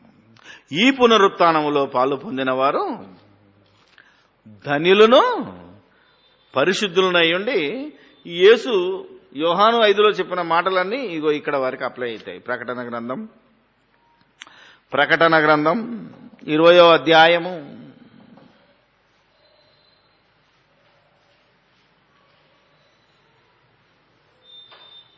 4-5 వచనాలు. అంతటా సింహాసనములను చూచితిని, వాటి మీద ఆసీనులయ్యుండు వారికి విమర్శ చేయుటకు, అంటే తీర్పు చేయుటకు, అంటే సువార్త చెప్పేవాడు సింహాసనం మీద కూర్చుంటాడు. నా తండ్రి సింహాసనం మీద నేను కూర్చున్నట్టు నా సింహాసనం యొక్క కుడిపార్శ్వమున నాతో పాటు జయించిన వాడు కూర్చుంటాడని ప్రారంభంలో చెప్పాడు చూసారా? అలాగా సింహాసనంలో ఎందుకు కూర్చుంటో చూచితిని. ఇప్పుడు యేసు సింహాసనం మీద కూర్చున్నాడు తండ్రి కుడిపార్శ్వమున. ఆ దేవుని రాజ్యంలో సువార్త చేసే మనం కూడా మన సింహాసనం మీద కూర్చున్నాం. ఇప్పుడు మనకు కనపడాయి, మన సింహాసనాలు కనపడాయి, కానీ also we are sitting on the throne. ఇది దేవుని రాజ్యం అంటే యేసు కూర్చున్నాడు. యేసు సంఘానికి అధిపతి అయితే ఆయన శిష్యుడిగా నేను కూర్చున్నాను ఇప్పుడు. అందుకే సింహాసనములో కూర్చుండట చూచితిని. ఏమన్నాడు? సారీ మర్చిపోయాను. విమర్శ చేయుటకు ఇప్పుడు నేను చేస్తున్నాను మీకు అందరికీ, ఈ ప్రపంచానికి చేస్తున్నా విమర్శ. ఇది దొంగ బోధ, ఇది మంచి బోధ, ఇలా మీరు రండి, ఇలా మీరు నడవండి, ఇదే నేను చేసే విమర్శ. ఇదేదో కువిమర్శ కాదు, ఇది మీరు బ్రతకడానికి చేస్తున్న విమర్శ. తప్పులు చేస్తున్నారు అని చెప్పడం ఏంటంటే తప్పుడు బోధ చేస్తున్నారు. ఈ యోహాను సువార్త 5వ అధ్యాయం చివరి ఇప్పుడు చదవబడిన మాటలు చివరిలో జరగవివి, రెండవ రాకడలో కాదు, ఆయన మొదటి రాకడలోనే జరిగింది. మీరు తప్పు బోధిస్తున్నారు అని ఈనాటి బోధకులకు నేను చేస్తున్నా చూసారా? అది తీర్పు. ఈ ప్రకటన గ్రంథ ప్రకారంగా విమర్శ, అది ఇప్పుడు నేను చేస్తున్నాను. ఎందుకంటే నేను బ్రతికాను గనక, చనిపోయిన నేను పునరుత్థానము చెందాను గనక. అదే ఇప్పుడు మీకు అర్థమవుతుందా? మరియు క్రూర మృగముకైనను దాని ప్రతిమకైనను నమస్కారము చేయక తమ నొసల యందును గాని చేతుల యందు గాని దాని ముద్ర వేయించుకొనని వారిని యేసు విషయమై తామిచ్చిన సాక్ష్యము నిమిత్తమును దేవుని వాక్యము నిమిత్తమును శిరచ్ఛేదనము చేయబడిన వారి ఆత్మలను చూచితిని. వారు బ్రతికిన వారై 1000 సంవత్సరములు కూడా రాజ్యము చేసిర్రి. ఆ 1000 సంవత్సరాలు గడవక మునుపు కడమ బుద్ధులు బ్రతకలేదు. ఇది ఏ మొదటి పునరుత్థానము. ఈ మొదటి పునరుత్థానములో పాలుగలవారు ధన్యులను పరిశుద్ధులనై యుందురు. ఇట్టి వారి మీద రెండవ మరణమునకు అధికారము లేదు. వీరు దేవునికిని క్రీస్తుకును యాజకులై క్రీస్తుతో కూడా 1000 సంవత్సరములు రాజ్యము చేయుదురు. ఇదంతా 1000 ఏండ్ల పరిపాలన ఇదిగో జరుగుతున్నది. ఆ పరిపాలనలో మనం ఉన్నాము. ఆ పరిపాలనలో ఇప్పుడు నేను రాజ్య పరిపాలన చేస్తూ ఉన్నాను, బోధ చేస్తూ ఉన్నాను. అందుకే మనకు రెండవ మరణం మీద అధికారం లేదు. ఎందుకంటే మొదటి మరణాన్ని జయించాం. మనం మన అపరాధముల చేత చచ్చిన వారమై ఉండగా యేసు మనల్ని బ్రతికించి జీవ పునరుత్థానానికి లేపాడు. అలా లేపిన మనం ఈరోజు ఎలా ఉన్నాం? క్రీస్తుకు రాజులైన యాజక సమూహమై ఈ ప్రపంచానికి తీర్పు తీరుస్తున్నాం. యేసును నమ్మండి, యేసు దేవుని కుమారుడని నమ్మండి. నమ్మితే మీకు రక్షణ, నమ్మకపోతే మీకు దిస్ ఈజ్ ద జడ్జిమెంట్. ఎవరిని బతిలాడేది లేదు, ఎవరిని భయపెట్టేది లేదు. అందుకే ఎప్పుడైనా సరే నేను మాట్లాడిన ఇన్ని వందల సీడీలలో, క్యాసెట్లో కూడా మీరు చూడండి, ఏ సెమినార్లోనైనా మీరు చూడండి, ఎవరినైనా బాబు నమ్మండి, అయ్యా నమ్మండి, నమ్మారా లేదా, నమ్మిన వాళ్ళంతా చేతులు ఎత్తండి అని నేను ఎన్నడూ అడగలేదు కూడా, అడగను కూడా. అడగవలసిన అవసరం నాకు లేదు కనుక. That is the thing. అందుకే ఐఎమ్ ద ప్రౌడ్ అంటాడు పౌలు. ఎందుకంటే నేను రైట్ బోధిస్తున్నప్పుడు నేను అతిశయిస్తాను. తప్పు బోధిస్తే కదా, నా బోధ క్వాలిటీ లేకపోతే బిందె కొంటే చెంచే ఉచితం అనిచ్చి, నా చర్చికి వస్తే నీకు భోజనం పెడతాను, నా చర్చికి వస్తే నీకు సమాధిలో స్థలం ఇస్తాను, నా చర్చికి వస్తే మీకు సైకిల్ కొనిస్తాను అంటాను. నాకేం పట్టింది? నాది డూప్లికేట్ బోధ కాదు. I'm preaching in the right way అని ఉన్నవాడు ఎప్పుడు ISI మార్క్ ఉన్న ఏ వస్తువైనా బజార్లో ఒకటి కొంటే ఒకటి ఫ్రీ అంటాడా? పైసా కూడా తగ్గడాడు. తెలుసు కదా మీకు. ఇప్పుడు తగ్గుతున్నాయి ఏంటంటే ఫ్రీయే. మొన్న ఒకసారి కొన్నాను, ఒక తిరుమల ఫ్యాక్టరీ అవుట్లెట్ బాబు, చాలా తక్కువ అని తీసుకున్నాను. ఆరో షర్ట్ 1200ది 600కి ఇచ్చాడని తీసుకున్నాను. ఇంటికి రాగానే చీలులు పడిపోయింది. అర్థమైందా లేదా? అందుకని యూ షుడ్ థింక్. దీనికి ఉన్న అథారిటీ, బైబిల్కున్న గొప్పతనం, బైబిల్లో ఉన్న గొప్పతనం, ఆ గొప్పతనాన్ని గొప్పతనంగా బయటికి బోధించగలిగితే ఈరోజు ఎప్పుడో యేసుక్రీస్తుకు అందరూ సరెండర్ అయ్యేవాళ్ళు. అందుకే ఈ బోధ మనం చెయ్యాలి. యేసు బోధించిన బోధ ఆ కాలం నుంచే ఆయన తీర్పు ప్రారంభమైంది. ఆ కాలం నుంచే చచ్చినోళ్లను బ్రతికించడం ప్రారంభం. అందుకే అప్పుడే చచ్చిన వారు బ్రతికారు. ఇప్పుడు చచ్చిన మనం కూడా ఆ యేసు బోధ వలనే, యేసు మాటల వలనే దేవుని తీర్పులోనికి లోనై మనము జీవ పునరుత్థానానికి మేల్కొన్నాం. ఇందులో ఇంకెంతమంది తీర్పు పునరుత్థానానికి మేలుకొన్నారో, అలా మేల్కొన్న వారు ఎవరైనా ఉంటే మిమ్మల్ని మీరు సరిచేసుకొని తిరిగి జీవ పునరుత్థానానికి మళ్ళీ మేలు చేసి పరలోకాన్ని స్వతంత్రించుకుందాం. ప్రార్థన చేసుకుందాం. పరిశుద్ధుడవైన మా తండ్రి, పరలోకమందున్న మా దేవుడా, మీ వాక్యంలో ఉన్న రుచి ఏదెప్పుడు నెరవేరిందో, ఏదెప్పుడు నెరవేరుతుందో ఎరగక అనేక మంది సాతాను చేత మోసపరచబడి సాతాను తంత్రముల మాయకు లోనై మా సోదరులు దేవా నీ మాట, నీ కుమారుని మాట విని బ్రతికిన వారైనా తీర్పు పునరుత్థానానికి వెళ్ళిపోతున్నారు. అలా కీడు చేసి తీర్పు పునరుత్థానానికి మేల్కొన్న అనేక మంది నీ పిల్లలకు ఈ మాటలు వినిపించి మరొకసారి అవకాశం ఇచ్చి వారు కూడా జీవ పునరుత్థానంలోనికి తిరిగి మళ్ళగలుగునట్లు, దేవా తన ఆత్మలను రక్షించుకోగలుగునట్లు, అనేక మంది ఆత్మలను రక్షణలోనికి నడిపింపగలుగునట్లు మాకు తెలిసిన ప్రతి బోధకుడి గురించి, మాకు తెలియకపోయినా తప్పులు చేస్తున్న అనేక మంది బోధకుల గురించి దేవా మేము ప్రార్థన చేస్తున్నాం.